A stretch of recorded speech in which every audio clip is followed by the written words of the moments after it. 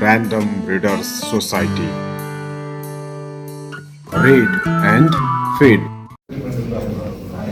त्यो एक्सपेरिमेन्ट त अब छँदैछ तर इमेजिनेसन म आफ्नो बेस्ट इमेजिनेसनलाई गर्छु कल्पनाशील जति धेरै म कल्पनाशील हुनु पर्ने हो त्यहाँसम्म पुग्ने गरेर एउटा how far can I stretch my imagination गरेर कुनै पनि लेख्छु त कविता होस् कथा होस् त्यो उसमा क्यारेक्टरहरू पनि अब तपाईँको म उसबाट रियलिस्टिक रूपबाट कहिले पनि टिक्दैन अनिद्रा तर 4 जना एक्टर मञ्चमा र यसमा पनि मैले ट्राई गरेको चाहिँ 4वटा क्यारेक्टर नै हो र 4वटा क्यारेक्टरले पनि 10औँवटा क्यारेक्टरको बारेमा भन्न सक्छ त्यसरी चाहिँ दृश्यमा उतार्न सकिन्छ र सानो कास्ट क्रू सहित हामीले यो नाटक मञ्चन गऱ्यौँ काठमाडौँमा 25वटा सो भयो सुरुमा अनि तर अब तपाईहरु सबैलाई थाहा छ त्यो नाटकको प्रक्रिया नै सेलिब्रेटिङ हुन्छ कि त्यो अब डेफिनेटली नाटक मञ्चन भइसकेपछि दर्शकसँग कुरा गर्ने दर्शकहरूले धेरै जनाले हेरिदिउन् भन्ने प्रतिक्रिया राम्रो आओस् भन्ने होइन चर्चा होस् भन्ने त हुन्छ सबैलाई तर खासमा भन्ने हो भने नाटकको लेखनदेखि मञ्चनसम्मको प्रक्रिया नै हाम्रो लागि चाहिँ त्यो देखिँदैन बाहिर तर त्यसले चाहिँ धेरै सिकाउँछ कि जस्तो कि नाटक लेखिसकेपछि पात्र छान्दाको त्यो रिडिङ आफूले लेखेको नाटक चाहिँ शब्दहरू कलाकारहरूले भन्दाको होइन संवादमा उतार्दाको अनि त्यसपछि अब मञ्चको निर्माणको प्रक्रिया नै एकदमै सुन्दर छ अनुप सर आउनु भएको छैन यहाँ तर अनुप सरले अनुप बरालले सेट डिजाइन गर्नुभएको हो यो नाटकको अनि अब 4 जना पात्र लामै नाटक हो यो एकदम यहाँ चाहिँ प्राय अब आज खास चाहिँ लस्ट एन्ड फाउन्डको किताब यहाँ मेन हिरो चाहिँ त्यही हो र हामीहरूको चाहिँ उहाँ घिमिरेजी र मेरो चाहिँ कुरा के हो त भन्दाखेरि यो लस्ट एन्ड फाउन्डको चर्चा पनि हुन्छ अनि हाम्रो पहिलाको जसरी यो एउटै किताबमाथि रहेर भन्दा पनि एउटा नाटक नाट्यकर्मको जर्नीको बारेमा म पनि कसो उहाँसँग जडित छु संलग्न छु उहाँ चाहिँ वास्तवमा चाहिँ मेरो पार्टनर इन क्राइम हो क्राइम पार्टनर हुनुहुन्छ उहाँ अनि नाटकहरू उहाँकै कारणले म नाटककार बनेको हो खासमा होइन र आज चाहिँ त्यसो हुनाले यो लस्ट एन्ड फाउन्ड त छँदैछ अनि हामी चाहिँ यो ऱ्यान्डम रिडर्सको उसमा चाहिँ हामी ऱ्यान्डम कुरा गर्ने चाहिँ हाम्रो एकदमै सदिच्छा छ ऱ्यान्डमली हामी कुरा गरौँ भन्ने चाहिँ सदिच्छा छ हाम्रो इच्छा छ र सबै हामीले मैले एकदम माया गर्ने प्यारो दाइ हुनुहुन्छ तीर्थ दाइ हुनुहुन्छ हिजो दिपावली स्वरूप दाइ कहाँ राम्रो छ बाहिर कतै जानुभएको छ ऱ्यान्डमली कुरा गरेर एकचोटि हाम्रो गणेशको संरचनाबाट चाहिँ तीर्थ दाइको कविताहरू एउटा कविता सङ्ग्रह निकालेर अनि गणेशको त्यस्तै हो यो कवितामा चाहिँ लेख भन्ने शब्द कतिवटा छ भने हामी लेख भन्ने शब्द गर्न थाल्यौँ होइन 30-35 पटक निस्किया रहेछ त्यो ठ्याक्कै एक्ज्याक्ट थियो 30-35वटा शब्द चाहिँ कवितामा लेख भनेर अनि उहाँलाई फोन गरेर हामीले के भन्दा दाइ तपाईँ चाहिँ तपाईँको यो कविता सङ्ग्रहमा चाहिँ 35वटा पाण्डुलिपि मैले हेरेको थिएँ म प्रायः पाण्डुलिपि पढ्दिनँ तर सर्टेन एक्सेप्सनहरू छ रिडिङ गरेर यो उहाँले लेख्नु भइसकेपछि अनि त्यसपछि अनि मञ्चन भएदेखि यो नाटकको चाहिँ सबैभन्दा सुन्दर लागेको चाहिँ घिमिरेजी र टिम आज शिल्पीको यो नाटकको सबै टिमहरू यहाँ हुनुहुन्छ यो ट्राभलिङ भइरहेको छ यो नाटक उहाँले चाहिँ 2 ठाउँमा गरिसक्नु चितवनमा हिजो दमौलीमा गर्नुभयो भोलि उता छ र त्योभन्दा अगाडि शिल्पीमा हामी मञ्चन भयो त्यसपछि यो नाटक लिएर घिमिरेजीहरू चाहिँ युरोप टुरमा जानुभयो युरोपका विभिन्न सहरहरूमा देशहरूमा खण्ड चाहिँ एकदमै उर्वर भयो नाटक लेख्नेहरूको आख्यान लेख्नेहरूले नाटक नलेखी नहुने जस्तो भयो नाटक नलेखी पुरा नहुने जस्तो तर अहिले पछिल्लो समयमा चाहिँ नाटकै लेखिएन गाह्रो भयो अनि हामीलाई आरोप पनि लाग्यो कि यो नेपाली रङ्गकर्मीहरूले खालि अनुवाद नाटक मात्रै गर्छन् भन्ने पनि आरोप लाग्यो अनि धेरै काम गरिसकेपछि नाटक निर्देशन गरिसकेपछि बाहिरी अनुवाद नाटक गरिसकेपछि के लाग्यो भने अब धेरै आश गर्न सकिन्न आफै पनि लेख्न सकिन्छ नाटक भन्ने लागेर यो मेरो तेस्रो कृति हो नाटकको। र त्योभन्दा अगाडि चाहिँ कुमार सरसँगको सङ्गतले राम्रो गर्यो। शिल्पीको गोठाले नाटक सुरुवात गर्दाखेरि हामीले नयाँ नाटक खोजेका थियौँ, अनि कसलाई समाउनेर। अनि नगरकोटी र मेरो दोस्ती थियो एक किसिमको, उहाँको कथा मन पर्थ्यो। उहाँले मलाई भन्नुभयो, कति तपाईँ गाउँ गाउँ डुल्नुहुन्छ, अरूलाई मात्रै नाटक देखाउनुहुन्छ, हामीलाई खास यो कहाँ यो कचरी सुचीले भनेपछि मैले टाइप हेर्ने यो सेभेन ब्याकेट टाइपको एउटा एक्स्ट्रा त्यो पुरा अब्स्ट्राक्ट एउटा त्यस्तो इन्टेलेक्चुअली हाइली त्यस्तो नाटक लेख्नु पर्दैन, गराउनु पर्दैन होइन। त्यो त तपाईँ लेख्नुहोस् न, तपाईँ गर्नुहोस् भने त्यसरी हाम्रो चाहिँ कोलाबोरेसन त्यसरी भयो। अनि मैले भने तपाईँ लेख्नुहोस् भने मैले, मलाई त त्यो टाइप राइटर प्रयोग गर्नु नै थिएन। त्यो त लेखकले त्यो स्क्रिप्टमा लेखेको कुरा हो, तर भिजुअल्ली त्यो अर्कै रूपमा आउनुपर्छ। अनि म पनि परेशानमा थिएँ। अब त्यो त कामै गर्दैन। टाइप राइटर चाहिँ लेखकले लेखेको छ, तर यस्तै टाइप राइटर भनेको छैन त्यहाँ। त्यो इमेजिनेसनको टाइप राइटर हो। अनि मैले चाहिँ अनेकौँ विकल्पहरू खोज्दै गर्दा तपाईँहरूलाई थाहा छ, यो डाइसको गोटी जस्तो पाइन्छ बजारमा, 6वटा पाटा भएको, जहाँ चाहिँ अक्षरहरू एबिसिडी लेखेको हुन्छ। त्यो चाहिँ 100-150 सानो सानो गोटी किनेर ल्याएँ। र त्यो जब निशब्द शमशेरले चाहिँ लाइन भन्छ, त्यसपछि अलित्राले चाहिँ टेबलमा एउटा बलबाट यसो सुनिन्छ, बलबाट चाहिँ त्यो गोटीहरू, अक्षरको गोटीहरू लिँदै यसरी झार्छिन्। हरेक लाइनमा गोटीहरू यसरी झार्छिन् र त्यो चाहिँ अडियन्सले बुझ्छ कि हरेकचोटि लेखकले आफ्नो लाइन भन्दै गर्दाखेरि कसरी टाइपिस्टले चाहिँ टाइप राइटरमा अक्षरहरू लेख्छन्। त्यो एउटा दृश्यमा चाहिँ इमेजिनेसन चाहिन्छ। जस्तो सिनेमाको र नाटकको एउटा मूलभूत त्यो समस्या त्यो पनि भयो, अथवा फरक के हो, सिनेमामा चाहिँ एरोप्लेन चाहियो भने साँच्चै एरोप्लेन ल्याउने भयो। तर हामीले चाहिँ स्टेजमा डिरेक्टरको कल्पनाशीलताले चाहिँ एरोप्लेन छैन, तर दर्शकले एरोप्लेन बुझ्छ, कसरी देखाउने र। अब समुद्र छैन होइन, समुद्र त स्टेजमा ल्याउने कुरा भएन, तर हामीले चाहिँ लाइट, कटन अथवा अरू मेटेरियल युज गरेर हामीले स्टेजमा समुद्र ल्याइदिन्छौँ। यो भिन्नता छ। त्यही त तपाईँसँगको कारणले चाहिँ जर्मनीमा चाहिँ जर्मन ल्याङ्ग्वेजमा पनि सबटाइटल गर्न पायौँ, र डेनमार्क र स्विडेनमा चाहिँ इङ्ग्लिस सबटाइटल।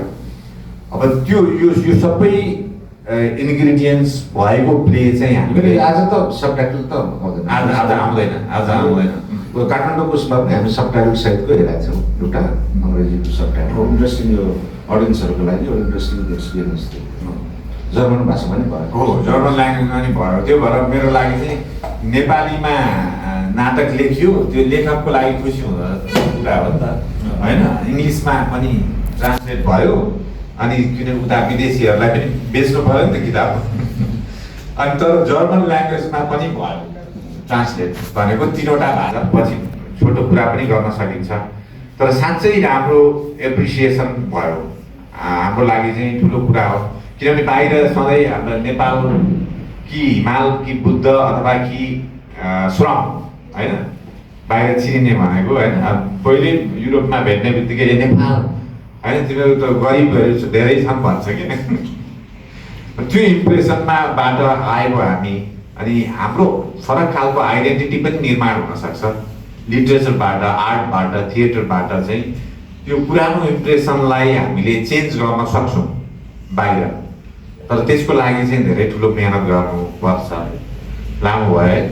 ठिक छ। धिरेजी चाहिँ यो is not only an playwright, नाटक लेख्नु भयो, अभिनय गर्नुहुन्छ र अनि कथा लेख्नुहुन्छ, अब उपन्यास पनि लेख्नुहुन्छ। मेरो सङ्गतको कारणले उहाँ इभोल्युसन भइरहेछ उहाँको।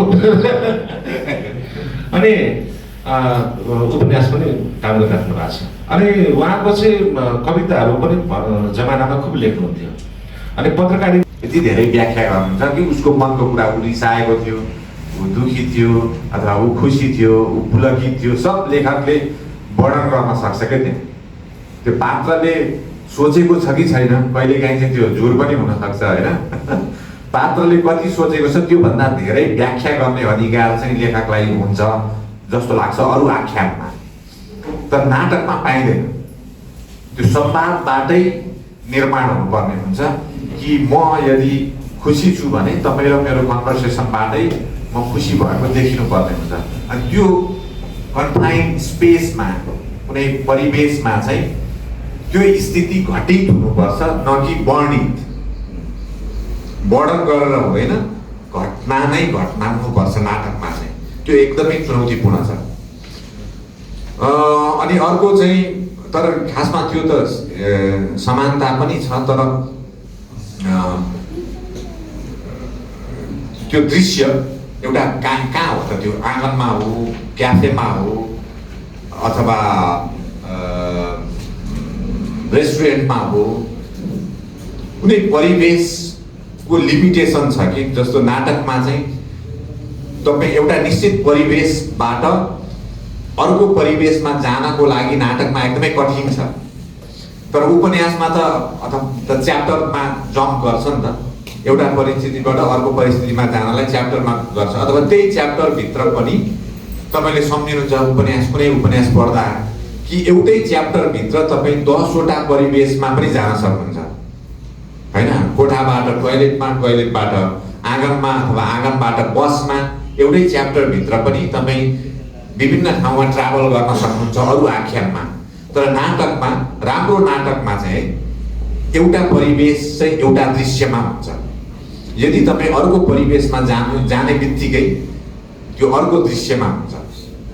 यिनै कुरा हुन्छ मेरो दृश्यको उसमा चाहिँ तपाईँको सिनेमा हेर्नु र नाटक हेर्नुको यो एलिमेन्टल डिफरेन्स के छ? फिल्म पर्दामा हेर्नु छ होइन, त्यो पनि एउटा मिडियम त भिजुअल मिडियम भयो। अब यो नाटक पनि भिजुअल मिडियम नै भयो, अडियन्स इन फ्रन्ट अफ अडियन्सदेखि देखाउने भयो, अभिनयहरू देखाउने भयो। त्यसमा त्यसले एक अर्कालाई कसरी चाहिँ त्यो कम्प्लिमेन्ट गर्छ र त्यो प्यारामिल कसरी महसुस गर्नुहुन्छ? खासमा चाहिँ अभिनयको दृष्टिकोणले चाहिँ खासै भिन्नता होइन, किनभने कलाकारले अभिनय गर्ने दृष्टिकोणले चाहिँ एज एन एक्टर चाहिँ फिल्म र थिएटरमा खासै भिन्नता होइन, तर दर्शकको दृष्टिकोणले चाहिँ धेरै फरक छ नाटक र सिनेमामा मेरो लागि चाहिँ। त्यो पुरै मिल्दैन। कसरी कुरा मिल्दैन भने तपाईँ र म संवाद गरिरहेको कुरा चाहिँ सिनेमा चाहिँ युट्युबमा हेरे जस्तो होइन। मानौ न यत्रो सबै व्यक्तित्वहरू यहाँ आउनु भएको छ, हामी यहाँ बोलिरहेका छौँ, हामीले खिचेर दुईजनाले खिचेर यो चाहिँ युट्युबमा राखेको भए पनि हुन्थ्यो नि, अनि तपाईँहरूले युट्युबमा घरमै हेरेको भए पनि हुन्थ्यो। त्यो चाहिँ यो खासमा अलिक इमोसनल हुन्छ। खास नाटकको कुरा गर्दा यो चाहिँ कस्तो भने त्यो जीवित पात्रको श्वास प्रश्वास तपाईँले महसुस गर्नुहुन्छ मञ्चमा। अहिले त ब्ल्याक बक्स छ, ब्ल्याक बक्समा तपाईँले के देख्नुहुन्छ भने अघि मञ्चमा आएको कलाकार अभिनय गर्दा गर्दै पसिना आउन थाल्छ उसको, र त्यो पसिनाको गन्ध पनि काहीँ न काहीँ दर्शकले महसुस गर्छ, स्मेल। तर फिल्ममा त त्यो हुँदैन। अब मैले अलि इलाबरेट गरेँ, जस्तो सिनेमा चाहिँ इजी माध्यम भयो, मिडियम भयो कि यो चाहिँ लार्जर अडियन्समा जान्छ होइन, र लामो समयसम्म एउटै रूपमा रहन्छ। त्यो दुईटा कुरा भयो। धेरै मान्छेको बिचमा एकैचोटि पुग्छ, र यो चाहिँ भनौँ 100 वर्ष अघि खिचेको सिनेमा चाहिँ अहिले पनि हामी हेर्छौँ, तर त्यही रूपमा हेर्छौँ। नाटक के भयो त भन्दाखेरि तपाईँले हिजो हेरेको नाटक आज फरक छ भनेको सिनेमा र नाटकको अर्को तात्विक भिन्नता के भयो भन्दाखेरि सिनेमाको एक्टरले चाहिँ एकचोटि अनुभूत गरेको कुरा त्यही रह्यो, कैद भयो। तर यहाँ त every day theatre actor matured हुँदैछ, उसको जीवनमा घटित घटनाहरू, जस्तो आज नाटक मञ्चन भयो, साँझ घरमा जाँदा उसको जीवनमा केही घटित भयो, भोलि नाटक मञ्चन गर्दा त्यो जीवनमा घटेको कुरा पनि उसले त्यहाँ मिसाउँछ कि त्यही भएर हरेक दिन यो एकदमै अदृश्य छ। जस्तो कि म भोलि नाटक मञ्चनमा आउँदाखेरि मेरो घरमा चाहिँ केही कन्फ्लिक्ट छ, समस्या भएको छ अथवा मेरो श्रीमतीसँग द्वन्द्व भएको छ भने काहीँ न काहीँ त्यो नाटकमा देखिन्छ। त्यो भएर नाटकमा चाहिँ हरेक दिन कलाकार विकसित भएर अर्को स्वरूपमा जान्छ। मैले बिम्ब यो युज गर्दाखेरि सिनेमा चाहिँ एउटा सेट बनाउनु छ, नाटक गर्नुहुन्छ, कलाकार 1 महिना 1.5 महिनासम्म रिहर्सल गर्नुहुन्छ, नाटकको रिहर्सल हुन्छ, कलाकारले पुरै शब्द घोकेर गरेर अनि त्यो जीवन्त किसिमले चाहिँ गर्नुहुन्छ र 1 महिनासम्म त्यति परिश्रम गरेर र एउटा डिजाइन सेट डिजाइन गरेर अब त्यो एउटा सडन डे आउँछ त्यसलाई भत्काउनु पर्छ होइन। त्यो एउटा एकदमै त्यो भत्केर त्यसैले त्यो इम्पर्मानेन्स भन्ने जुन छ एउटा त्यो सर्ट टर्म एउटा अस्थायी भन्ने पत्थर त स्थायी हो त्यो होइन। त्यसैले त्यो फुलको जुन कुरा छ नाटक गर्दाखेरि चाहिँ त्यो एउटा प्रोसेसको बारेमा हुन्छ नि मेरो चाहिँ प्रोसेसको बारेमा। जस्तो कि म नाटककार लेख्नमा चाहिँ तपाईँले त मलाई चाहिँ इन्सिस्ट गर्नुभयो कुमार चाहिँ नाटक लेख्नुहोस्, ओपनिङमा शिल्पी थिएटरको ओपनिङमा मैले नाटक लेखेँ। अब त्यस्तै खालको अवसर नाटक मेरो रुचिको नाटक हाम्रो कोलाबोरेसनमा चाहिँ अब के यस्तो सर्ट नयाँ चिजबाट हामी नयाँ चिज गरौँ नाटक उसमा भनेर त्यसरी गरेँ मैले। जबकि मलाई चाहिँ नाटक एउटा साहित्यको विधा हो भन्नेमा नै मलाई चाहिँ त्यति सुरुमा हाम्रो कुरा यो साहित्य नै होइन यो कहाँ त्यो भन्ने लाग्ने त्यो पर्फर्मेन्स आर्ट हो यो भन्थेँ म आफ्नो आफूलाई।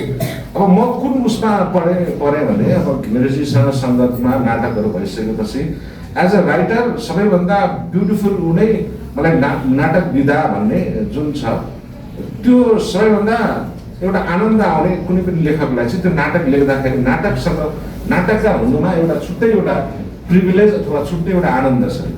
किनभने कुनै पनि त्यस्तो विधा छैन जुन चाहिँ तपाईँका शब्दहरू तपाईँ लेखेका शब्दहरू त्यो उपन्यास हो कथा हो। जस्तो कि म वेस एन्डरसनको एउटा फिल्म हेऱ्यो भने यो वेस एन्डरसनको फिल्म हो भन्ने खालको बुझेँ। तपाईँको एउटा प्रोसेस छ, तपाईँको एउटा स्टाइल छ कि जसलाई तपाईँ के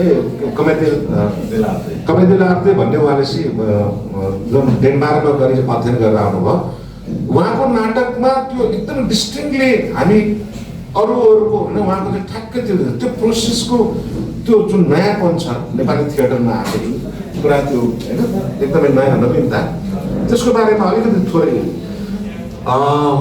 मलाई ठ्याक्कै तपाईँहरू ठिकै छ है बोल त भएको छैन। मलाई ठ्याक्कै त्यसको स्रोत थाहा भएन तर मलाई चाहिँ